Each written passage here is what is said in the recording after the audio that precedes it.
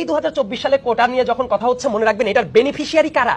এটা direct beneficiary হলো নাতিপুতিদের জন্য মূলত টার্গেট করে এই কথাটা বলা হচ্ছে।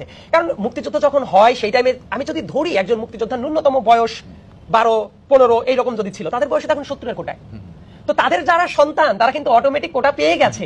তো এই মুহূর্তে যাদেরকে আসলে টার্গেট করা হচ্ছে তারা বেসিক্যালি নাতিপুতি। এই ব্যাপারটা কিন্তু অনেকে বুঝতে পারছে না। আর নাতিপুতির ব্যাপারটা কেমন, ধরুন একজন মুক্তিযোদ্ধার যদি 4টা সন্তান থাকে বা 3জন সন্তান থাকে, এই প্রত্যেকের ঘরে আরো 2-3 জন করে সন্তান আছে। মানে একজন মুক্তিযোদ্ধার বিপরীতে তাহলে কোটা হয়ে যাচ্ছে 10 থেকে 15 জনের উপরে।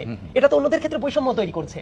মানে আমার কথাটা হইলো যে তাদেরকে সম্মানিত করা হোক, তাদের যদি কোনো প্রবলেম থাকে সেটা ইউজ করা হোক, কিন্তু নাতিপুতিদের কোটা দিতে হবে, 30% কোটা রিজার্ভ রাখতে হবে। আমার কাছে মনে হয় এটা ঢালাওভাবে আসলে আমাদের মহান মুক্তিযোদ্ধাদের প্রতিও একটা অবমাননাকর ব্যাপার। কারণ যারা দেশ স্বাধীন করেছিল, অবদান রেখেছিল, যারা অস্ত্র হাতে তুলে নিয়েছিল, তারা কি এই কোটা পাবে তাদের নাতিপুতি? এই উদ্দেশ্যে দেশকে স্বাধীন করেছিল। অনেক বড় বড় রুই কাতলা টাইপ লোক পাবেন যারা মুক্তিযোদ্ধার সার্টিফিকেট নেওয়ার জন্য আবেদন করেছে, দেখা গেছে না তারা আসলে কোনো অবস্থাতেই যোগ্য না, ভুয়া মুক্তিযোদ্ধা নাই।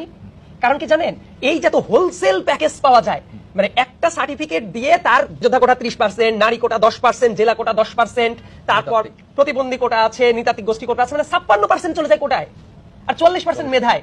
এটা একটা দেশের কখনো যৌক্তিক কোনো সিস্টেম হইতে পারে না। 2018 সালে যখন প্রথমবার কোটা সংস্কার আন্দোলন হয়, আমি নিজেও তখন বিশ্ববিদ্যালয়ের স্টুডেন্ট ছিলাম, আমাদের আন্দোলনেরও ভাষ্য কিন্তু ছিল আমরা কোটা সংস্কার চাই, আমরা কিন্তু 100% বাতিল চাইনি। তো বর্তমানেও আসলে যারা দেখলাম যারা আন্দোলন করছে তাদেরও কিন্তু ভাষ্য এটা, তারা কি চায়, তারা সংস্কার চায়। মানে যৌক্তিকভাবে সেটাকে সংস্কার করে এমন জায়গায় নিয়ে আসা হোক যাতে মেধার অবমূল্যায়ন না হয়।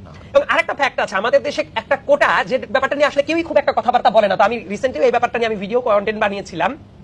একটা কোটা মানুষ কতবার ব্যবহার করবে খেয়াল করে দেখেন। একজন ভদ্রলোক সে এই কোটাটা দিয়ে ইউনিভার্সিটিতে ভর্তির টাইমে ইউজ করছে, সরকারি চাকরি পাওয়ার ক্ষেত্রে ইউজ করছে, তার প্রমোশনের ক্ষেত্রে ইউজ করছে। তার মানে সে কি বারবার করে সে অনগ্রসর জাতিগোষ্ঠী? এই কোটাটার ইউজ যদি হতেও হয় তাহলে ওই যে ফার্স্ট জেনারেশন জন্য সেটা কিভাবে ইউজ হতে পারতো, যে একটা কোটা মানুষ একবারই ব্যবহার করতে পারবে। ধরুন মিস্টার এক্স, সে যদি তার বিশ্ববিদ্যালয়ে ভর্তির টাইমে কোটাটা ইউজ করতো, সে আর এই কোটাটা চাকরির ক্ষেত্রে ব্যবহার করতে পারবে না, প্রমোশনের ক্ষেত্রে ব্যবহার করতে পারবে না, এমনকি তার পরিবারের অন্য কেউ ব্যবহার করতে পারবে না। কিন্তু এই কোটাটা তো মানে একের পর এক একই কোটা মাল্টিপল টাইমস ব্যবহার করা হচ্ছে।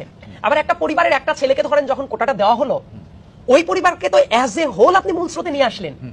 তো একটা পরিবারে একজন কোটা পাইতে পারে, ওই পরিবারের যতজন আছে তারা কিভাবে কোটা পায়? সো এইটা এতদিন যেভাবে প্রয়োগ হয়ে আসছিল সেই জায়গাতেও লুপহোল আছে। সো এইভাবে যদি কোটার ভিত্তিতে এতজন যদি নিয়োগ পেয়ে যায়, এটা আসলে মেধাবীদের প্রতি অবমূল্যায়ন, অবিচার, এবং দেশের জন্য এটা তো ভালো কিছু বই। মানে কোটার জন্য আন্দোলন করছে, যে কোটা আমাদের অধিকার। আমি যারা আন্দোলন করছে এই ধরনের একটা ক্লিপ কোন একটা মিডিয়ার বুকে আমরা দেখলাম। আমি যদি ভদ্রলোককে কোট করি, উনি আসলে এই ভাষাতেই কথা বলছিল যে আমরা চাকরি পাচ্ছি না, বারবার করে ভাইবা দিয়েও আমরা বাদ পড়ে যাচ্ছি, যদি কোটা থাকতো হয়তো এতবার করে ভাইবা দিয়ে রিজেক্টেড হতে হতো না, আমি পাশ করে যেতাম। আবার খুবই আফসোস হয়েছে এই কথাটা শুনে যে আপনি নিজের যোগ্যতা বলে চাকরি পাওয়ার প্রতি আপনার বিশ্বাস নাই। আপনি এইটা বলছেন যে আমি 5বার করে ভাইবা দিয়েছি, চাকরি পাই নাই, আমি কোটা পাইলে চাকরিটা পাইতাম।